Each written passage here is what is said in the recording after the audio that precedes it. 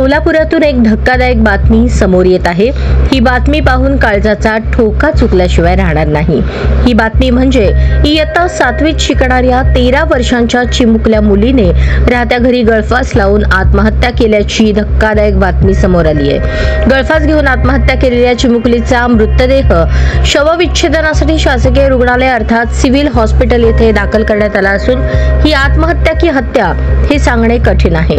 मृत चिमुकलीच्या आईने व आजीने सांगितलेला एक धक्कादायक खुलासा। चिमुकलीचा बाप श्रीकांत शिंगे याने 8 दिवसाआधी चिमुकलीला आजीच्या सांगण्यावरून खूप मारहाण केली होती। त्यानंतर ही मुलगी आपल्या आजीजवळ राहायला गेली होती। बाप श्रीकांत मुलीला परत आपल्या घरी ये म्हणून बोलवत होता। तू नाही आलीस तर मी जीव देईन अशी धमकी पण त्याने दिली होती। त्यानंतर चिमुकलीला तिची आजी आपल्या घरातून तिच्या घराकडे गुरुवारी सायंकाळी सोडून आली होती। दुसऱ्या दिवशी चिमुकलीची आई काही कामानिमित्त काही वेळ बाहेर गेली होती। ती परत येईपर्यंत 13 वर्षांच्या मुलीने गळफास घेऊन स्वतःचं आयुष्य संपवत आई आजी आणि बापाचा निरोप घेतला। आईच्या सांगण्यावरून बापाने तर चिमुकलीचा घात केला नसेल ना। 8 दिवसाआधीच चिमुकलीला आजीच्या सांगण्यावरून बापाने मारहाण केली होती। या सगळ्या गोष्टींवर आता पोलीस काय कारवाई करणार? अवघ्या 13 वर्षांच्या चिमुकलीवर जीवन संपवण्याची वेळ का आणि कोणामुळे आली? माझं नाव अनुराधा श्रीकांत शिंगे। माझी पोरगी प्रियदर्शिनी श्रीकांत शिंगे। तिचे वय 12 वर्षाची आहे। 7वीत शिकत आहे। तिने विद्यानिकेतन शाळेमध्ये शिकत आहे। तिला त्याच्या बापाने खूप मारून घेतलं। त्याच्या आजीच्या बाप गावाला गेलता। आजीच्या बोलण्यावरनं बाप येऊन मारून घेतला। मारून घेतल्यावर ती 8 दिवस तिने आजीकडे निघून गेली। आजीकडनं बोलून आण नाही तर मीच मरतो म्हणून बाप धमकी दिला फोनवरती। मग रात्री तिने बोलून आणली। येत नाही म्हणून 1 तासभर दरवाजात उभारली। बाप म्हटलं की मी तू नाही आली तर मी मरतो, मी फाशी घेतो म्हणून सांगितला। त्या भीतीने पोरगी येऊन बाहेर झोपली। तिने रात्री जेवण पण केली नाही। तिने तिने दिवसभर चांगली होती। तिने मी कामाची अर्धा तास मी बाहेर गेले। मी बेगम पेटल्या तर रात्री संध्याकाळी तिने काय केलं काय माहिती नाही मला। तिचे वडील आलेत का तिथं?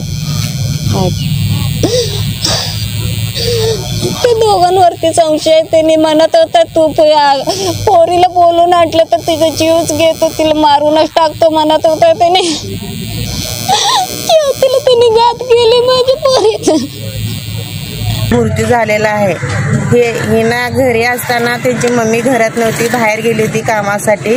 मग मुलीला घाबरवून धमकी ते देऊन बापांना म्हणत होते की तुझा जीवच मारतो जीव मारतो म्हणून असं सतत धमकी देत असताना पोरगी घाबरत होती। घाबरताना मग त्यांची मम्मी बाहेर गेल्यावर बघितल्यावर त्यांच्या पप्पाने आणि आजीने मिळून ते पोरीचं आत्महत्या केलेलं आहे। आत्महत्या करून त्यांनी पोरीला वरती लटकवलेलं होतं। त्यांची मम्मी येऊन दुसऱ्याने फोन केल्यावर तुमच्या घरी असं घटना घडल्या म्हटल्यावर राधिका श्रीकांत शिंगे यांनी पळत येऊन पोरीला काय झालं म्हणून पोरीचं प्रेत धरायला गेले होते। जाताना तिथं पोलीस लोक तिथं हजर झाले होते। जाताना मग त्यांनी विचारले की तुम्ही कोण आहात? मुलीची आई। मी मुलीची आई आहे, माझी पोरगी असं का करून घेतली म्हणून राधिका शिंगे यांनी रडायला चालू केली। असं कोणी केलंय? मी तर जाताना पोरगी माझी चांगली होती, असं का घडलं म्हणून तिला तिचं नवरा आणि सासूवर संशय आहे। कशामुळे चालू होता वाद?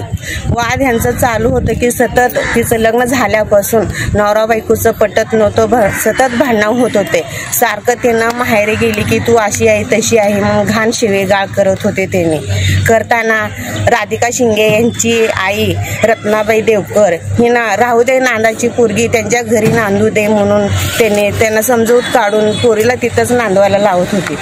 नांदवताना तुझी आई अशी आहे घाणेरडे हे म्हणून असं आरोप करत होता। करताना मी तशी आहे बाबा, तुझ्या घरी मी येत नाही, माझी पोरगीला तर तू नीट नांदून घे म्हणून सासू रत्नाबाई देवकर यांनी म्हणत होते। त्यांनी न ऐकता पोरीला धमकी द्यायचं, गळा दाबायचं, सतत मानसिक त्रास शारीरिक त्रास देत होता।